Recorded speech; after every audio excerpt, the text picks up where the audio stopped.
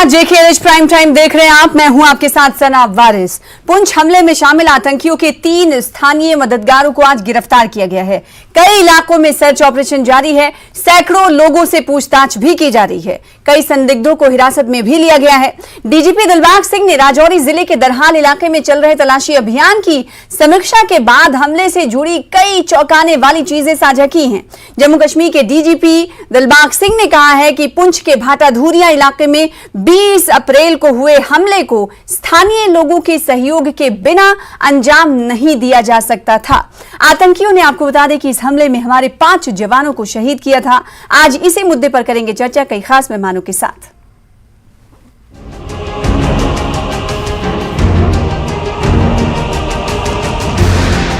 उसमें खास तौर पे वो लोग जो दहशतगर्दों को पनाह दे रहे थे, उनको साजो सामान दे रहे थे, उनको एक जगह से दूसरी जगह पर पहुंचा रहे थे, उस तरह के लोगों को अभी तक गिरफ्तार किया है। उनकी पूछताछ जारी है।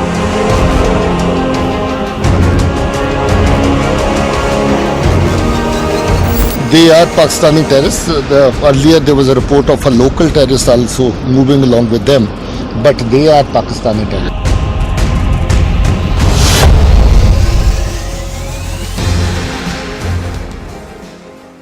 तो जम्मू कश्मीर के डीजीपी दिलबाग सिंह के कुछ बयान आपने सुने। उन्होंने कई चीजें साझा की हैं और बताया है कि हमले में किस तरह के हथियार का इस्तेमाल किया गया था। वो ग्राफिक्स के जरिए हम आपको समझाने की कोशिश करेंगे। लेकिन चूंकि ये कहा जा रहा है कि सोची समझी रणनीति के तहत इस हमले को अंजाम दिया गया, पहले राखें की गई, फिर उसके बाद इस हमले को स्थानीय लोगों की मदद से अंजाम दिया गया, ऐसी बातें डीजीपी दिलबाग सिंह की तरफ से की गई हैं। तो सवाल ये उठता है कि बाहर के दुश्मनों से तो वैसे ही सामना है, उनसे लड़ ही रही है फौज और एजेंसियां, तो दूसरी तरफ जो घर के अंदर के दुश्मन हैं उन्हें कैसे नेस्तनाबूद किया जाए और उन्हें किस तरीके से दबोचा जाए। और इसी हवाले से हम देख रहे हैं कि सुरक्षा बलों की तरफ से लगातार सर्च ऑपरेशन जारी। जैसे कि हमने कहा कि सैकड़ों लोगों को हिरासत में लिया गया है, पूछताछ की जा रही है, कई संदिग्ध भी गिरफ्तार किए गए हैं। चलिए प्रोग्राम की शुरुआत करते हैं, चर्चा की शुरुआत करते हैं। कई खास मेहमान हमारे साथ जुड़ रहे हैं जिनका तारुफ करा दें। हमारे साथ अशोक कुमार अत्री साहब जो कि फॉर्मर डीआईजी हैं, सिक्योरिटी एक्सपर्ट हैं।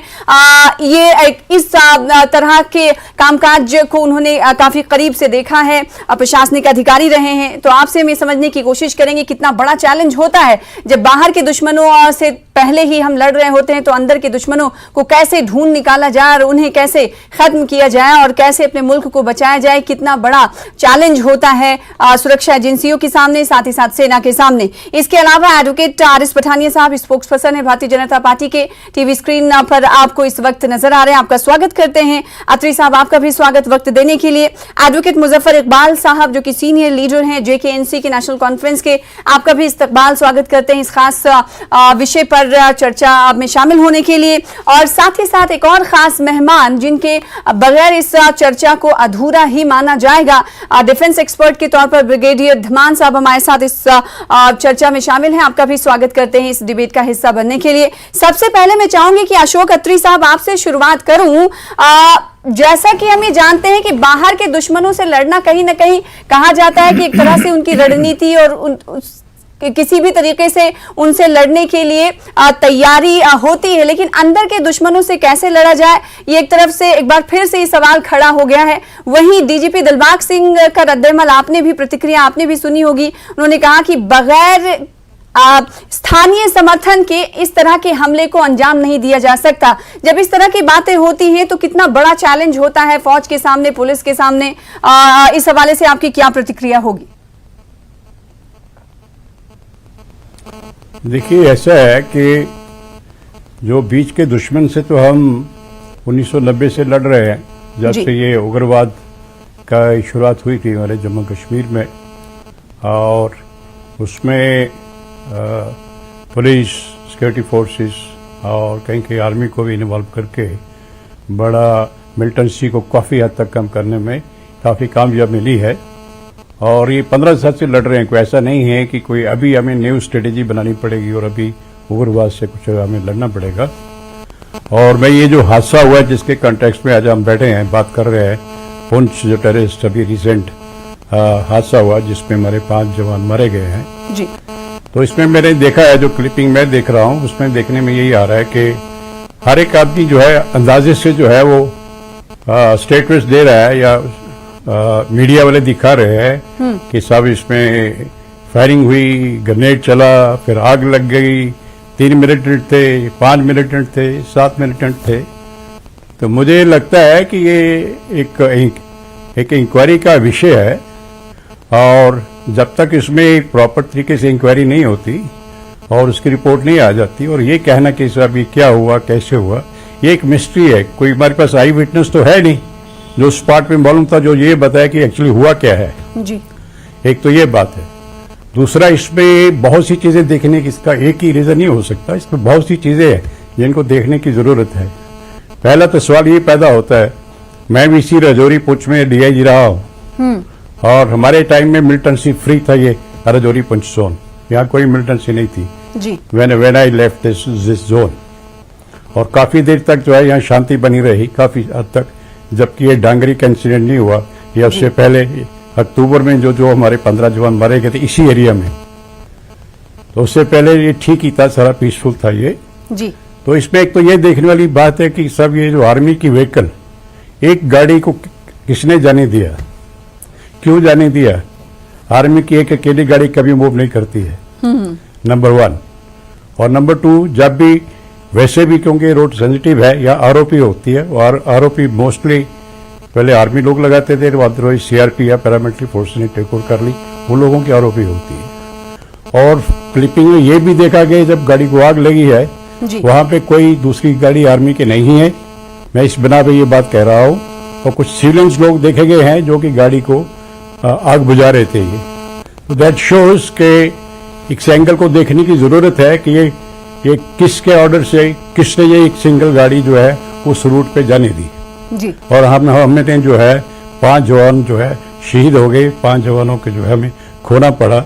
और इस तरह की शहादत जो है वो यानी काबिल अत्री बर्दाश्त साहब नहीं आपका है। ये कहना है कि कहीं न कहीं लूप होल्स रहे हैं, कुछ न कुछ लापरवाहियां रही हैं, जिसकी तरफ आप इशारा करते हुए दिखाई दे रहे थे। ब्रिगेडियर धीमान साहब भी मौजूद हैं, उनसे हम समझ लेते हैं। आज 3 जो स्थानीय मददगार, लौटूंगी अत्री साहब आपके पास। ब्रिगेडियर धीमान साहब जो मौजूद हैं इस वक्त, उनका रुख कर लेते हैं। डिफेंस एक्सपर्ट के तौर पर आप हमारे दरमियान मौजूद हैं। जिस तरह से अत्री साहब बात कर रहे थे, ब्रिगेडियर धीमान साहब, मैं चाहूंगी कि जो बात अब डीजीपी की तरफ से कही गई है, 3 जो मददगार थे आतंकियों की, उन्हें धर दबोचा गया है, कई लोगों से पूछताछ भी की जा रही, कई संदिग्ध भी गिरफ्तार कर लिए गए हैं, ये अमल जारी है, सर्च ऑपरेशन जारी है। लेकिन इससे पहले ये घटना जो हुई, उसके पीछे के जो निशानात हैं, उस पर कहीं ना कहीं अत्री साहब सवाल खड़े कर रहे थे। इस पर आपकी क्या कुछ प्रतिक्रिया? देखिए, मैं अत्री साहब बहुत ही रिस्पेक्टेबल जम्मू के हमारे सिटीजन हैं, इनके ऊपर कोई भी कमेंट करना मेरे लिए बेवकूफी होगी। बट मैं ये जरूर 2 पॉइंट्स आपको यहाँ पे जरूर बोलना चाहूंगा, क्योंकि आपने प्रतिक्रिया मांगी है।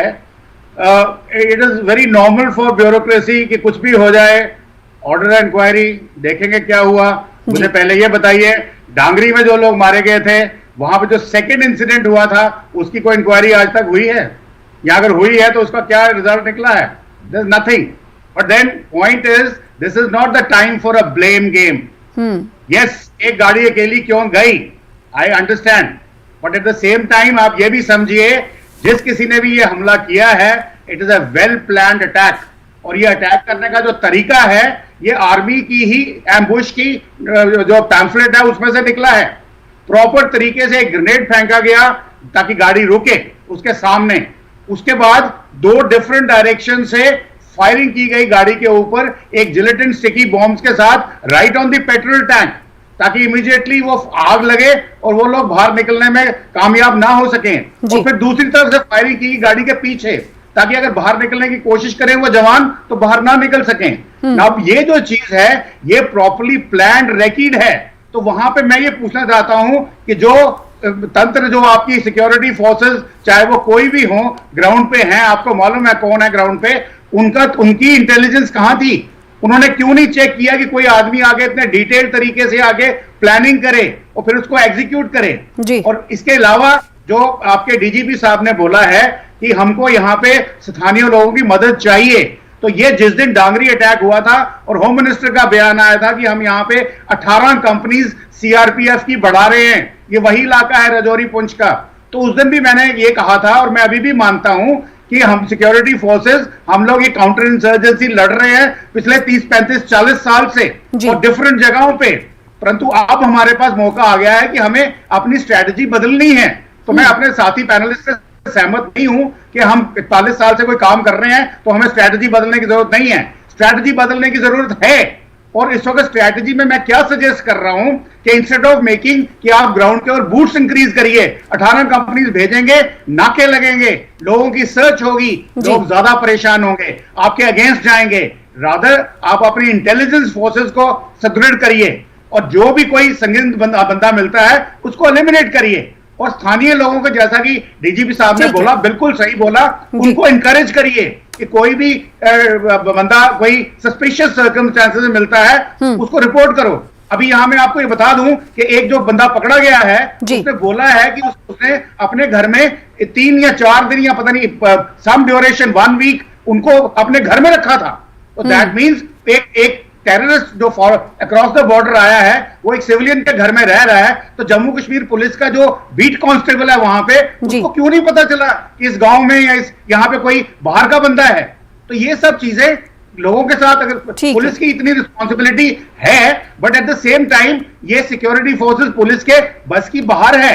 ये जो अपने स्थानीय लोग हैं उन्होंने जाके पुलिस को बताना था या सिक्योरिटी फोर्सेस को या आरआर को बताना था कि इस घर में कोई आदमी रह रहा है पिछले इतने दिनों से, वो यहाँ का लोकल नहीं है।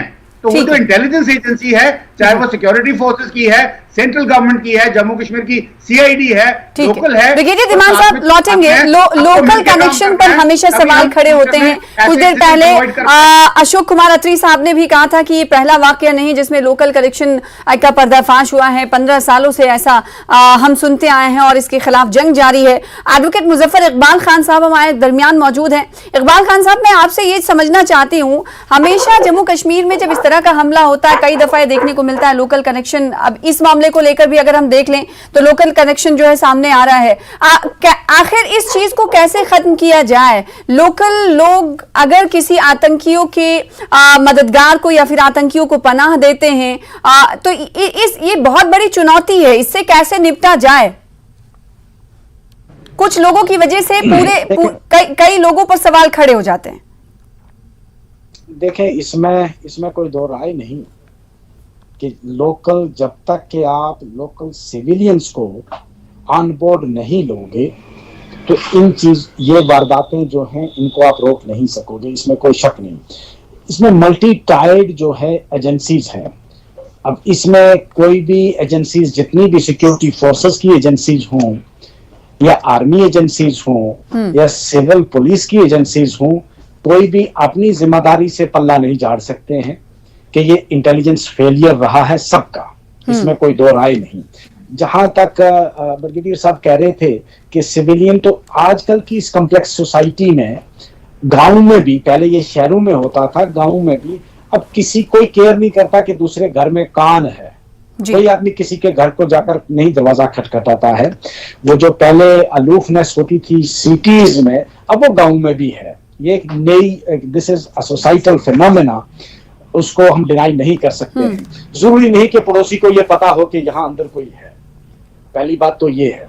दूसरी बात, आपका जब कुछ दिन पहले ही, कोई बहुत अरसा नहीं गुजरा जी, जब ढांगरी में अटैक हुआ, सिविलियन को शहीद किया गया, उसके बाद हमें ये भी नहीं पता चला, आज तक नहीं पता चल सका वो आदमी आए कहां से और गए कहां। आसमान से, ना तो आसमान से वो गिरते हैं, बॉर्डर क्रॉस करके ही आते हैं जी। हमारी इंटेलिजेंस की एक लेयर नहीं, कई लेयर्स हैं जो बॉर्डर्स पर भी काम करती हैं, और Rajouri Poonch as a whole एक बॉर्डर माना जाता है। अगर आप देखेंगे तो मुझे नहीं लगता है कि वैली में भी उतनी फोर्सेस होंगी जितनी रजौरी पुंछ में है। उसकी वजह ये कि बॉर्डर एरिया है, ठीक है, आज से नहीं बहुत अरसा से है। तो there is a lack of coordination जो मुझे लगता है। ठीक है, आपको लगता है कि कोऑर्डिनेशन की कमी है और इंटेलिजेंस फेलियर है, साथ ही साथ सिक्योरिटी लैप्स है। एडवोकेट आरिफ पठानिया साहब, कोऑर्डिनेशन नहीं जी, कोऑर्डिनेशन नहीं होने की बात कही जा रही है। ऐसा नहीं कि पहली बार, इससे पहले डांगरी और जब ये पुंछ हमला हुआ, अब उस वक्त ये खबर सामने आई कि डांगरी हमले में जो आतंकी शामिल थे वही पुंछ हमले में भी शामिल थे। ऐसी खबरें इनपुट्स आई सोर्सेज के जरिए। अब सवाल ये उठ रहा है कि इंटेलिजेंस फेलियर था और साथ ही साथ ये सिक्योरिटी लैप्स था। इससे पहले भी हमले होते रहे, आखिर उससे क्यों नहीं सीखा जा रहा है? और अभी तक नहीं पता चल पाया, जैसे कि मुजफ्फर इकबाल साहब ये कह रहे हैं कि डांगरी में कौन कहां से आया था, अभी तक पता नहीं चल पाया। देखिए, पिछले चंद वर्षों से और विशेषकर वर्ष 2014 से भारत की जो पॉलिसी और जो पॉस्चरिंग है टुवर्ड्स टेररिज्म, उसमें एक बहुत बड़ा चेंज, मैं बार बार कहता हूं कि टेक्टोनिक शिफ्ट आया है। जीरो टॉलरेंस पॉलिसी भारत ने टेररिज्म के विरुद्ध ली है। अब परमिसिबल और नॉट परमिसिबल टेररिज्म कोई नहीं है। टेररिज्म टेररिज्म है। और ये मोदी सरकार की, जिसे कहते हैं एक टफ, जिसे कहते हैं नीति, चाहे उड़ी बालाकोट हो, चाहे ढोकलाम और चाहे गालवान हो, मोदी सरकार साफ और स्पष्ट और स्थिर खड़ी है। और आज टेररिज्म, जिसे कहते हैं ग्लोबल, कोई भी, अगर आपको ये भारत की डिप्लोमेसी स्किल्स भी देखेगी, कोई भी ग्लोबल डिबेट, कोई भी इंटरनेशनल अगर कोई सेमिनार या कोई इंटरनेशनल बीट हो, तो ग्लोबल टेररिज्म हमेशा सेंटर स्टेज पे रहता है। जहां भारत की बात करें, अब एक तो नक्सलवाद झारखंड और छत्तीसगढ़ के इन क्षेत्रों में, उसके बाद नॉर्थ ईस्ट में थोड़ी टर्बुलेंस थी, और जम्मू कश्मीर में भी टेररिज्म पे भारत सरकार ने कॉन्सिडरेबल अचीवमेंट्स ली हैं। और हम यहाँ की पैरामिलिट्री, ठीक है, it is a security internal measure, अगर कोई लैप्स है it needs to be proved. हम उसमें पॉलिटिकल कमेंट ना करें और उसमें प्रोब में बिल्कुल फुल प्रूफ स्टेप सरकार उठाए, लेकिन कम से कम जम्मू कश्मीर की पैरामिलिट्री फोर्सेज और खासकर हमारे जो पुलिस के जवान, ये इन्हीं लोगों की वजह से, सरकार ने तो वहां से नीति बनाई है, ये नहीं का 24/7 का काम है। आज डायरेक्टर जनरल पुलिस अगर वहां पे बोले, बड़ी प्लेन टॉक की है, वी अप्रिशिएट इट। उन्हें एक्सेप्ट किया कि एक आदमी निसार, जो 1990 से शायद ओवरग्राउंड वर्कर है पुलिस के रिकॉर्ड में, पाकिस्तान के साथ उसका ड्रोन भी उसने लिया, मटेरियल भी उसने लिया, और उसने इनको हाउस भी किया, इनको रास्ता भी बताया। तो दैट्स वन पार्ट। हमें कम से कम इनकी प्रेज, कम से कम इनके साथ, जिसे कहते हैं फोर्सेस का मोरल, तो कम से कम हमें बढ़ाना पड़ेगा। और सरकार को भी सबसे पहले हमें शाबाशी देनी पड़ेगी। लेकिन देयर इज ए कॉशन, जैसे मैं पॉजिटिव नोट पे बोलूंगा, हमारे दोस्त नेशनल कॉन्फ्रेंस के साथी लगा रहे कि fight against terrorism should become a mass movement. लोगों में इसकी एक्सेप्टेबिलिटी, लोगों में इसका, जिसे कहते हैं पेनिट्रेशन, खत्म करने के लिए वो किस तरीके से होगा, पीपल सेंट्रिक पॉलिसी की डेवलपमेंट, लोगों और एडमिनिस्ट्रेशन के बीच में या का गैप, सिक्योरिटी फोर्सेज एक सिविल पार्टिसिपेशन में कैसे आ सकती है। मुजफ्फर इकबाल साहब ये भी कह रहे थे कि ऑन बोर्ड लोकल को लेना होगा। आपकी भी बातें कहीं किसी हद तक सही हैं, और वही मुजफ्फर इकबाल साहब की बातें भी सही हैं कि एक टेररिस्ट को अगर स्थानीय पनाह देते हैं तो आखिर ये क्यों मुमकिन हो रहा है और इसके पीछे की वजह क्या है, कारण क्या है, इस पर करेंगे चर्चा। छोटे से ब्रेक के लिए रुकेंगे, ब्रेक के बाद जल्द लौटेंगे। जुड़े रहिएगा हमारे साथ।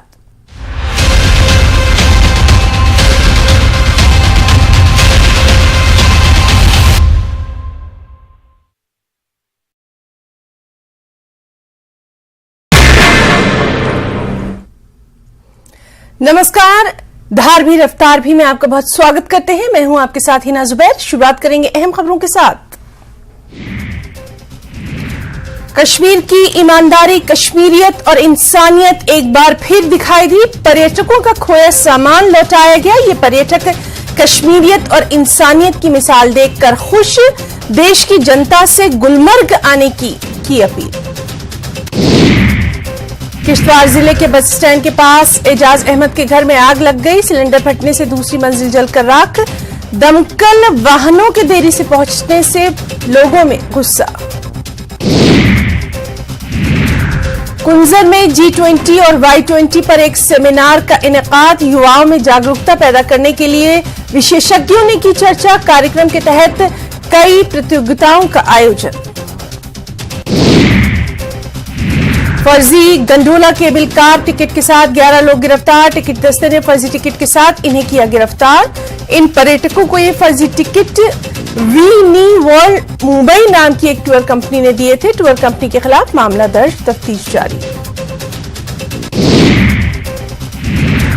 वादी गूल में अलनूर नामक एक निजी पुस्तकालय का उद्घाटन। एसडीएम गूल तनवीरुल मजीद ने किया उद्घाटन। लोगों ने इस कदम की सराहना।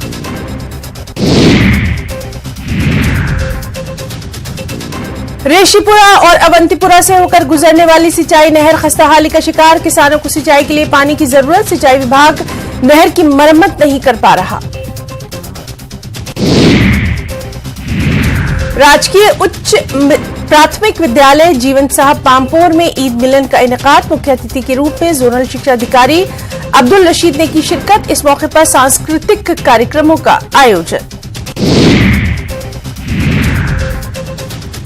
बानीमुला कुलगाम में स्थानीय मस्जिद के पुनर्निर्माण और उससे जुड़ी जमीन की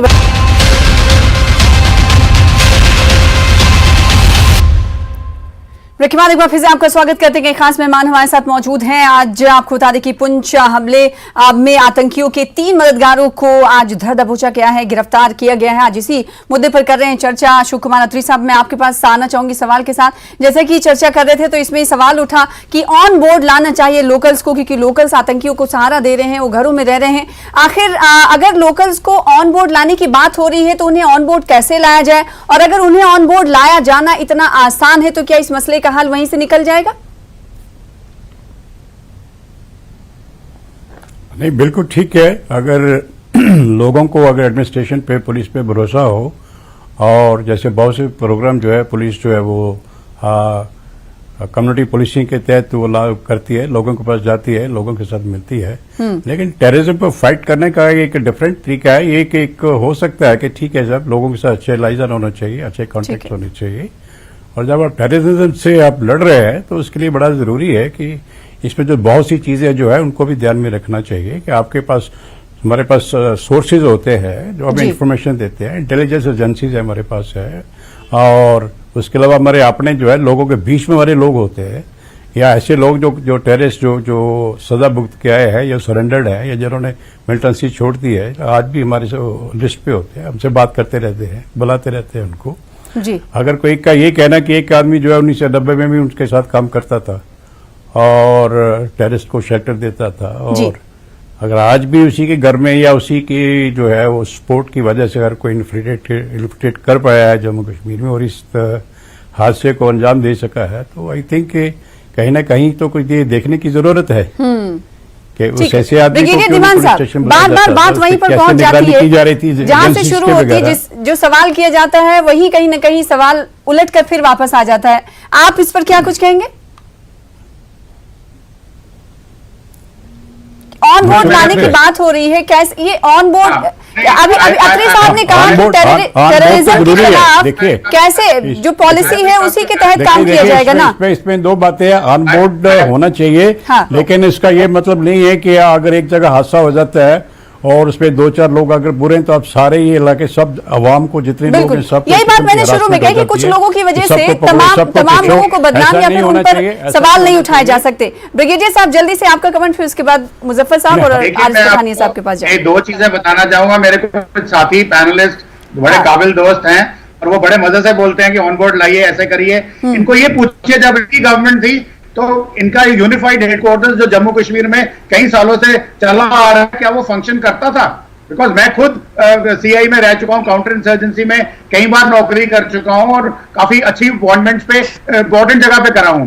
आज जो पहली बार आर्टिकल 370 हटने के बाद ये यूनिफाइड हेडक्वार्टर्स फंक्शन कर रहा है, of course directly under the command of ministry of home affairs, government of India, और ये रिजल्ट्स आ रहे हैं और रिजल्ट्स बहुत आ रहे हैं और अच्छी तरीके से काम हो रहा है। ये छुटपुट इंसिडेंट आई कैन कॉल ठीक है, तो जेकेएमसी सवाल कर रही है तो सवाल उन पर भी उठ रहे हैं। मुजफ्फर इकबाल साहब यूनिफाइड हेडक्वार्टर की बात को लेकर सवाल खड़े कर रहे हैं कि आपके दौर में ऐसा तो था नहीं। ये मेरी आपकी बात का जवाब दे रहा हूँ। नहीं, देखिए ऐसे ये जो पैनलिस्ट लोग कह रहे हैं उनको मैं ये जवाब देना चाहता हूँ। यूनिफाइड हेडक्वार्टर बना ही हमारे 2014 के पहले की गवर्नमेंट के साथ था, उसी गवर्नमेंट ने बनाया था और मीटिंग होती थी जिसमें जो है that was under command of the DGP, तब भी मीटिंग होती थी, रेगुलरली मीटिंग हुआ करती थी, प्रॉपर कोऑर्डिनेशन होती थी इधर। ऐसा नहीं है कि वो 2014 के बाद कुछ ऐसा होगा कि बड़ी यूनिफाइड कमांड हेडक्वार्टर मीटिंग शुरू होगी, ये बहुत पहले से हो रही है। अभी सारे सदस्य एक ही साथ बात कर रहे हैं, बात समझ नहीं आ रही। मुजफ्फर साहब आपका रिएक्शन चाहेंगे? ब्रिगेडियर दीवान साहब जो बात कर रहे थे उस पर, फिर उसके बाद आरिफ पठानिया के पास जाऊंगी जल्दी से, वक्त कम। जो है जो बात है वो बात करनी। मुजफ्फर साहब शायद आपको आवाज नहीं मिल पा रही है क्या?